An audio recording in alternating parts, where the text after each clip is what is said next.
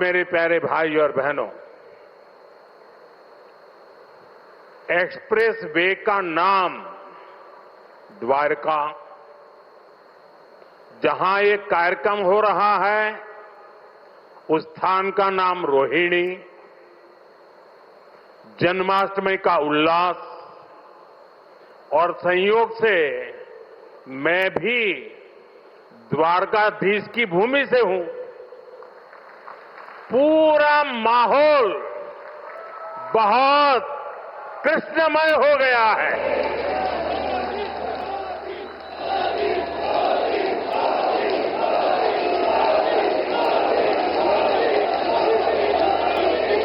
साथियों, अगस्त का ये महीना आजादी के रंग में, क्रांति के रंग में रंगा होता है।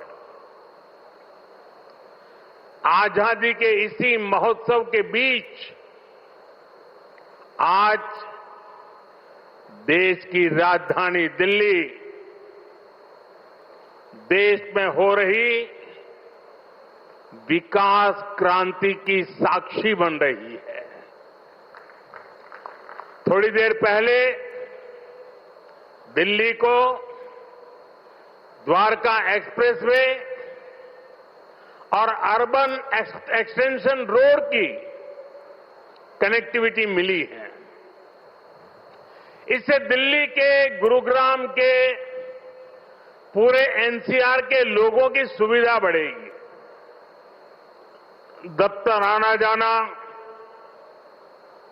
फैक्ट्री आना जाना और आसान होगा। सभी का समय बचेगा। जो व्यापारी, कारोबारी वर्ग है, जो हमारे किसान हैं, उनको विशेष लाभ होने वाला है। दिल्ली एनसीआर के सभी लोगों को इस आधुनिक सड़कों के लिए, आधुनिक इंफ्रास्ट्रक्चर के लिए बहुत बहुत बधाई देता हूं।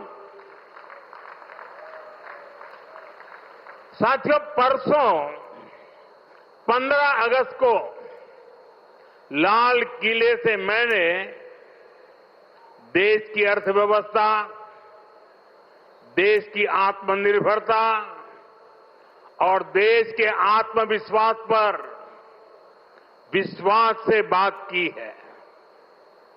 आज का भारत क्या सोच रहा है, उसके सपने क्या है, संकल्प क्या है, ये सब कुछ आज पूरी दुनिया अनुभव कर रही है। और साथियों, दुनिया जब भारत को देखती है, परखती है, तो उसकी पहली नजर हमारी राजधानी पर पड़ती है, हमारी दिल्ली पर पड़ती है। इसलिए दिल्ली को हमें विकास का ऐसा मॉडल बनाना है जहां सभी को महसूस हो कि हां, ये विकसित होते भारत की राजधानी है। साथियों, बीते 11 साल से केंद्र में भारतीय जनता पार्टी की सरकार ने इसके लिए अलग अलग स्तरों पर निरंतर काम किया है। अब जैसे कनेक्टिविटी का विषय ही है, दिल्ली एनसीआर की कनेक्टिविटी में बीते दशक में अभूतपूर्व सुधार हुआ है। यहां आधुनिक और चौड़े एक्सप्रेस वे हैं। दिल्ली एनसीआर मेट्रो नेटवर्क के मामले में दुनिया के सबसे बड़े नेटवर्क इलाकों में से एक है। यहां नमो भारत जैसा आधुनिक रैपिड रेल सिस्टम है। यानी बीते 11 वर्षों में दिल्ली एनसीआर में आना जाना पहले के मुकाबले आसान हुआ है।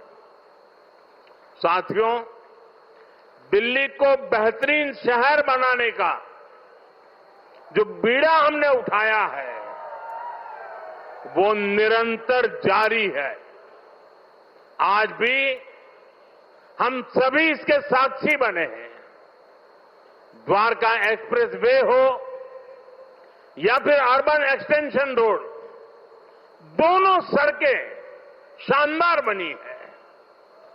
पेरिफेरल एक्सप्रेसवे के बाद अब अर्बन एक्सटेंशन रोड से दिल्ली को बहुत मदद मिलने वाली है। साथियों, अर्बन एक्सटेंशन रोड की एक और विशेषता है, ये दिल्ली को कूड़े के पहाड़ों से भी मुक्त करने में मदद कर रही है। अर्बन एक्सटेंशन रोड को बनाने में लाखों टन कचरा काम में लाया गया है, यानी कूड़े के पहाड़ को कम करके उसे वेस्ट मटेरियल का इस्तेमाल सड़क बनाने में किया गया है और वैज्ञानिक तरीके से किया गया है। यहां पास में ही भलसवा लैंडफिल स्पा साइट है। यहां आसपास जो परिवार रहते हैं उनके लिए कितनी समस्या है ये हम सभी जानते हैं। हमारी सरकार ऐसी हर परेशानी से दिल्ली वालों को मुक्ति दिलाने में जुटी हुई है। साथियों, मुझे खुशी है कि रेखा गुप्ता जी के नेतृत्व में दिल्ली की भाजपा सरकार यमुना जी की सफाई में भी लगातार जुटी हुई है।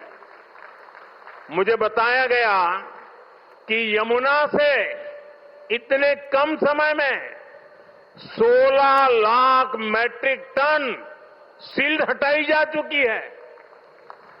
इतना ही नहीं, बहुत कम समय में ही दिल्ली में 650 देवी इलेक्ट्रिक बसें शुरू की गई है। और इतना ही नहीं, भविष्य में भी इलेक्ट्रिक बसें एक बहुत बड़ी मात्रा में करीब करीब 2000 का आंकड़ा पार कर जाएगी। ये ग्रीन दिल्ली, क्लीन दिल्ली के मंत्र को और मजबूत करता है। साथियों, राजधानी दिल्ली में कई वर्षों के बाद भाजपा सरकार बनी है। लंबे अरसे तक हम दूर दूर तक भी सत्ता में नहीं थे और हम देखते हैं कि पिछली सरकारों ने दिल्ली को जिस प्रकार से बर्बाद किया, दिल्ली को ऐसे गड्ढे में गिरा दिया था। मैं जानता हूं भाजपा की नई सरकार को लंबे अरसे से मुसीबतों बढ़ती जो गई थी उसमें से दिल्ली को बाहर निकालना कितना कठिन है। पहले तो वो गड्ढा भरने में ताकत जाएगी और फिर बड़ी मुश्किल से कुछ काम नजर आएगा। लेकिन मुझे भरोसा है दिल्ली में जिस टीम को आपने चुना, मेहनत करके पिछले कई दशकों से जो समस्याओं से गुजरे रहे हैं उसमें से दिल्ली को बाहर निकाल के रहेंगे। साथियों, ये सहयोग भी पहली बार बना है जब दिल्ली में, हरियाणा में, यूपी और राजस्थान चारों तरफ भाजपा सरकार है। ये दिखाता है इस पूरे क्षेत्र का कितना आशीर्वाद भाजपा पर है, हम सभी पर है। इसलिए हम अपना दायित्व समझकर दिल्ली एनसीआर के विकास में जुटे हैं। हालांकि कुछ राजनीतिक दल हैं जो जनता के इस आशीर्वाद को अभी भी पचा नहीं पा रहे। वो जनता के विश्वास और जमीनी सच्चाई दोनों से बहुत कट चुके हैं, दूर चले गए हैं। आपको याद होगा कुछ महीने पहले किस तरह दिल्ली और हरियाणा के लोगों को एक दूसरे के खिलाफ खड़ा करने की, दुश्मनी बनाने की साजिश रची गई। ये तक कह दिया गया कि हरियाणा के लोग दिल्ली के पानी में जहर मिला रहे हैं।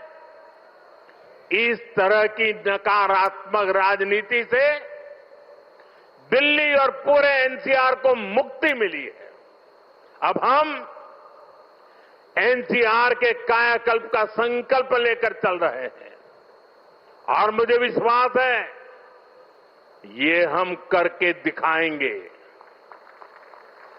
साथियों, गुड गवर्नेंस भाजपा सरकारों की पहचान है। भाजपा सरकारों के लिए जनता जनार्दन ही सर्वोपरि है। आप ही हमारा हाईकमांड है। हमारी लगातार कोशिश रहती है कि जनता का जीवन आसान बनाए। यही हमारी नीतियों में दिखता है, हमारे निर्णयों में दिखता है।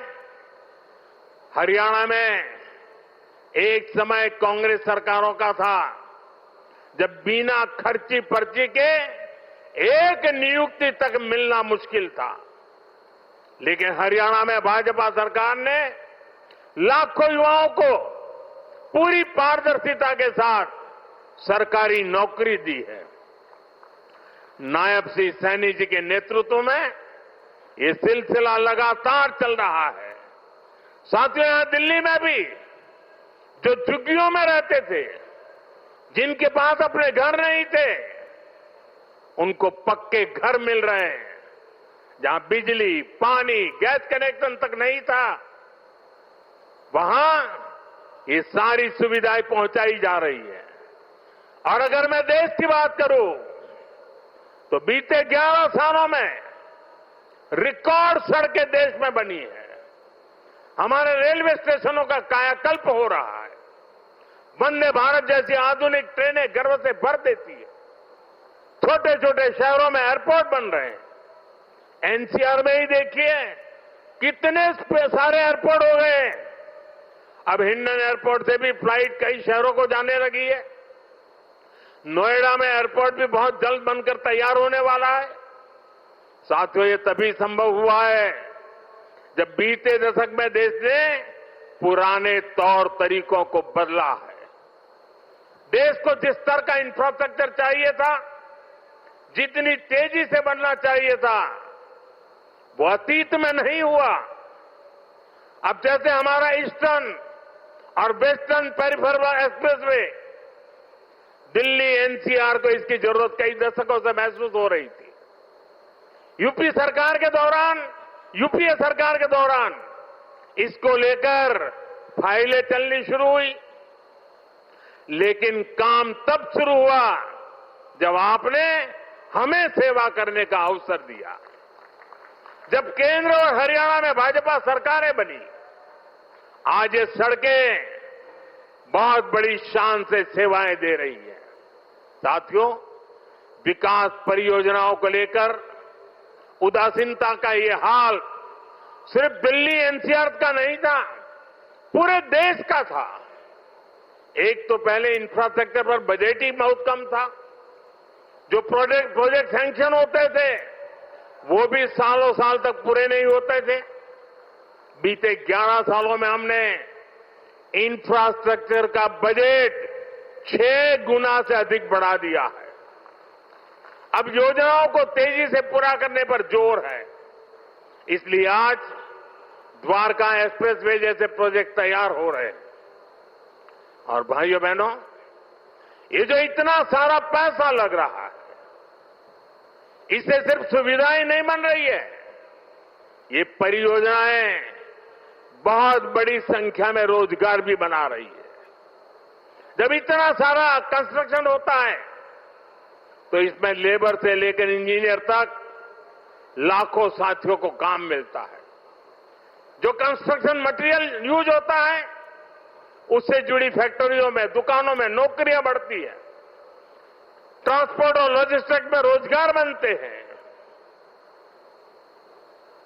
साथियों, लंबे समय तक जिन्होंने सरकारें चलाई है, उनके लिए जनता पर शासन करना ही सबसे बड़ा लक्ष्य था। हमारा प्रयास है जनता के जीवन से सरकार का दबाव और दखल दोनों समाप्त करें।